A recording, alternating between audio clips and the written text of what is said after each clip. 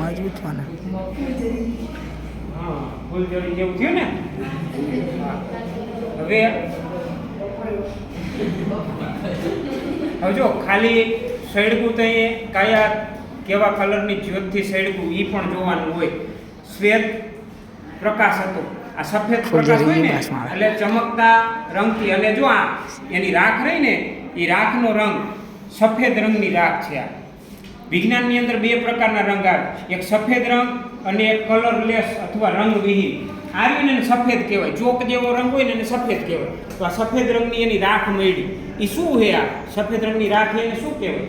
કોઈ કહેશે? આ શું બન્યું? અત્યારથી સફેદ રંગનું મારા હાથમાં છે અથવા તો આ છે, એ શું બન્યું સફેદ રંગનું? હાલો દર્શન.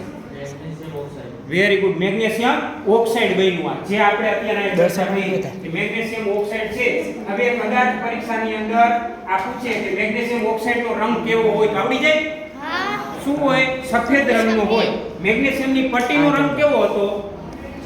ચાંદી, સિલ્વર. હા, ચાંદી, સિલ્વર કલરની અથવા ચાંદી જેવા શ્વેત રંગની હોય, ચમક.